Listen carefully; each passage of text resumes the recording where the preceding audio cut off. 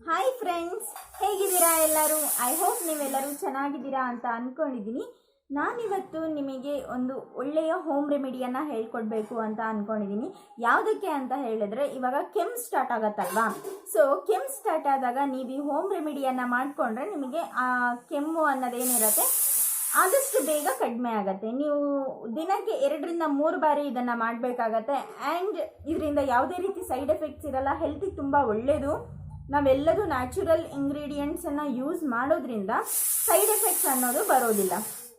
Okay, ಇದನ್ನು ಮಾಡೋದ್ರಿಂದ ನಿಮಗೆ ಕೆಮ್ಮು ಕಫ ಏನಿರುತ್ತೆ ಅದೆಲ್ಲ ಫುಲ್ಲು ಕಂಪ್ಲೀಟಾಗಿ ಕ್ಯೂರ್ ಆಗುತ್ತೆ. ನಾನಿಲ್ಲಿ ಯೂಸ್ ಮಾಡ್ತಾ ಇರೋದು ವಿಳ್ಳೆದೆಲೆಯಿಂದ ನಿಮ್ಮ ಕೆಮ್ಮನ್ನು ಹೇಗೆ ಗುಣಪಡಿಸ್ಕೊಳ್ಬೋದು ಅಂತ ಹೇಳಿ ನಾನು ಈ ವಿಡಿಯೋದಲ್ಲಿ ತೋರಿಸ್ತಾ ಇದ್ದೀನಿ. ವಿಡಿಯೋನ ಸ್ಟಾರ್ಟ್ ಮಾಡೋದಕ್ಕಿಂತ ಮುಂಚೆ ನನ್ನ ಚಾನಲ್ಗೆ ಯಾರ್ಯಾರು ಸಬ್ಸ್ಕ್ರೈಬ್ ಮಾಡ್ಕೊಂಡಿಲ್ಲ ಪ್ಲೀಸ್ ಸಬ್ಸ್ಕ್ರೈಬ್ ಮಾಡ್ಕೊಳ್ಳಿ. ಇಷ್ಟ ಆದರೆ ಲೈಕ್ ಮಾಡಿ, ಕಮೆಂಟ್ ಮಾಡಿ, ಎಲ್ರಿಗೂ ಶೇರ್ ಮಾಡಿ. ಸೊ ಇವಾಗ ವಿಳ್ಳೆದೆಲೆ ಸಾಮಾನ್ಯಕ್ಕೆ ಎಲ್ಲರೂ ನೋಡಿರ್ತೀರಾ ಅಲ್ವಾ? ಇದು ವಿಳ್ಳೆದೆಲೆ. ಇವಾಗ ನೀವು ಪೂಜೆಗೆ ಎಲ್ಲ ಯೂಸ್ ಮಾಡ್ತಾರೆ ಈ ವಿಳ್ಳೆದೆಲೆನ. ಅದೇ ವಿಳ್ಳೆದೆಲೆನ ತಗೊಳ್ಬೇಕು. ಸ್ವಲ್ಪ ಖಾರ ಇರತ್ತೆ. ಈ ವಿಳ್ಳೆದೆಲೆ ಚಿಕ್ಕ ಮಕ್ಕಳಿಗೆ ಸಮೇತ ಈ ಹೋಮ್ ರೆಮಿಡಿಯನ್ನು ಮಾಡ್ಬೋದು. ಚಿಕ್ಕ ಮಕ್ಕಳಿಗೆ ಈ ಕಫ ಕೆಮ್ಮು ಅವೆಲ್ಲ ತುಂಬ ಜಾಸ್ತಿ ಇರುತ್ತೆ.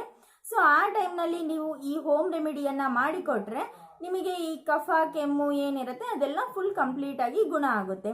ಚಿಕ್ಕ ಮಗುವಿಂದ ಹಿಡಿದು ಸಾಮಾನ್ಯಕ್ಕೆ ಇವಾಗ ಒಂದು 3 ವರ್ಷದ ಮಕ್ಕಳಿಂದ ಹಿಡಿದು ಟಿಲ್ ನಿಮಗೆ 100 ಇಯರ್ಸ್ ಆದವ್ರವರೆಗೂ ನೀವು ಈ ಹೋಮ್ ರೆಮಿಡಿಯನ್ನು ತಗೊಳ್ಬೋದು. ಯಾವುದೇ ರೀತಿಯ ಸೈಡ್ ಎಫೆಕ್ಟ್ಸ್ ಆಗಲಿ ಅಥವಾ ಇದರಿಂದ ಇನ್ನೊಂಥರ ಪ್ರಾಬ್ಲಮ್ ಆಗೋದಾಗಲಿ ಆ ಥರ ಯಾವುದೂ ಆಗೋದಿಲ್ಲ. ಆರಾಮಾಗಿ ಈ ಹೋಮ್ ರೆಮಿಡಿಯನ್ನು ಮಾಡಿಕೊಂಡು ನಿಮಗಿರುವಂತಹ ಕೆಮ್ಮಿನ ಪ್ರಾಬ್ಲಮನ್ನು ನೀವು ಗುಣಪಡಿಸ್ಕೊಳ್ಬೋದು. ನಾನಿವಾಗ ಆ ವಿಡಿಯೋನ ಸ್ಟಾರ್ಟ್ ಮಾಡ್ತಾ ಇದ್ದೀನಿ. ಎಲ್ಲೂ ಸಹ ಸ್ಕಿಪ್ ಮಾಡ್ದಿರಾ ಹಾಗೆ ನೋಡಿ. ಆ್ಯಂಡ್ ನಿಮ್ಮ ಫ್ರೆಂಡ್ಸಿಗೆ ಫ್ಯಾಮಿಲಿಗೆ ಎಲ್ರಿಗೂ ಶೇರ್ ಮಾಡಿ. ಅವರೆಲ್ಲರಿಗೂ ಸಹ ಇದರಿಂದ ಯೂಸ್ ಆಗುತ್ತೆ. ಬನ್ನಿ ಸ್ಟಾರ್ಟ್ ಮಾಡೋಣ.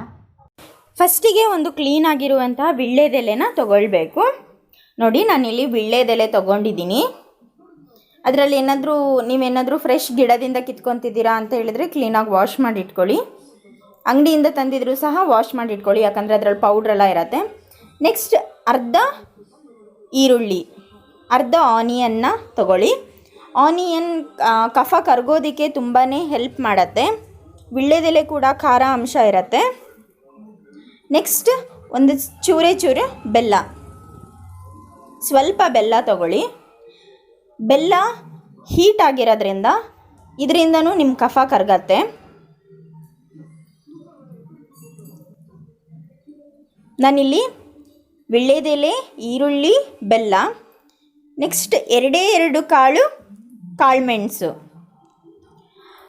ಕಾಳುಮೆಣಸು ಅಷ್ಟೇ ಕಫ ಕರಗೋದಕ್ಕೆ ಹೆಲ್ಪ್ ಮಾಡುತ್ತೆ. ಇದೆಲ್ಲದೂ ಕಫ ಕರಗೋದಕ್ಕೆ ತುಂಬಾ ಹೆಲ್ಪ್ ಮಾಡೋದ್ರಿಂದ ನಿಮಗೆ ಕೆಮ್ಮು ಶೀತ ಎಲ್ಲ ಇದ್ದಾಗ ಆದಷ್ಟು ಬೇಗ ಕಫ ಕರಗಿಬಿಟ್ಟು ನಿಮ್ಮ ಕೆಮ್ಮು ಶೀತ ಕಡಿಮೆ ಆಗುತ್ತೆ. ನೆಕ್ಸ್ಟ್ 1-2 ಎಸಳು ತುಳಸಿ ಎಲೆ ತುಂಬಾ ಒಳ್ಳೆಯದು ಥಂಡಿ ಸಮಸ್ಯೆಗೆ ಎಲ್ಲದಕ್ಕೂ. ತುಳಸಿ, ವಿಳ್ಳೆದೆಲೆ, ಈರುಳ್ಳಿ, ಬೆಲ್ಲ ಮತ್ತು ಕಾಳುಮೆಣಸು, 2 ಕಾಳುಮೆಣಸು ತೊಗೋಬೇಕು. ಕಾಳುಮೆಣಸು ಜಾಸ್ತಿ ತೊಗೊಳ್ಬಾರ್ದು. ನಾನು ತೋರಿಸ್ದೆ ಅಲ್ವಾ, ಅದೆಲ್ಲದನ್ನು ನೋಡಿ ಈ ಥರ ಒಂದು ವಿಳ್ಳೆದೆಲೆನಲ್ಲಿ ಇಟ್ಕೊಂಡು ಈ ಥರ ಫೋಲ್ಡ್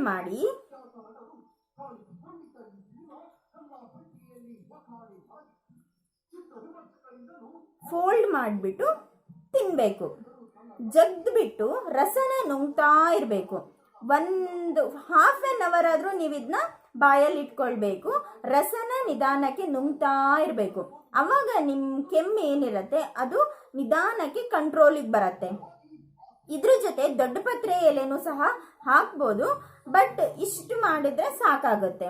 ಅಕಸ್ಮಾತ್ ಏನಾದರೂ ಜಾಸ್ತಿ ಕೆಮ್ಮಿತ್ತು ಅಂತ ಹೇಳಿದ್ರೆ ನೀವು ದೊಡ್ಡ ಪತ್ರೆ ಎಲೆ ಸಮೇತ ಇದ್ರ ಜೊತೆ ಹಾಕ್ಕೊಳ್ಬೋದು. ಇದನ್ನು ನೀವು ಬಾಯಲ್ಲಿ ½ ಅವರ್ ಆದರೂ ಇಟ್ಕೊಳ್ಬೇಕು. ನಿಧಾನವಾಗಿ ರಸವನ್ನು ನುಂಗ್ತಾ ಇರಬೇಕು. ಆ ರಸ ನಿಮ್ಮ ಗಂಟ್ಲಿಗೆ ಹೋದಾಗ ಒಂಥರ ಉರಿ ಸ್ವೀಟ್ ಅನಿಸ್ತಾ ಇರತ್ತೆ. ಖಟ್ಟ ಮಿಟ್ಟ ಥರ ಇರತ್ತೆ, ಒಂಥರ ಹುಳಿ ಒಂದಿರಲ್ಲ. ಸೊ ಇದನ್ನು ನೀವು ನುಂಗ್ತಾ ಇದ್ದಾಗ ನಿಮಗೆ ಏನಿರುತ್ತೆ ಕೆಮ್ಮು, ಆ ಕೆಮ್ಮು ಕಡಿಮೆ ಆಗತ್ತೆ. ಕಫ ಗಟ್ಟಿಯಾಗಿದ್ದರೆ ಅದು ಕರಗ್ತಾ ಬರುತ್ತೆ. ಕರಗಿಬಿಟ್ಟು ನಿಮ್ಮ ಕೆಮ್ಮು ಕಂಪ್ಲೀಟಾಗಿ ಗುಣ ಆಗತ್ತೆ. ಐ ಹೋಪ್ ನನ್ನ ವಿಡಿಯೋ ಇಷ್ಟ ಆಯಿತು ಅಂತ ಅಂದ್ಕೊಂಡಿದ್ದೀನಿ. Thank you friends, bye.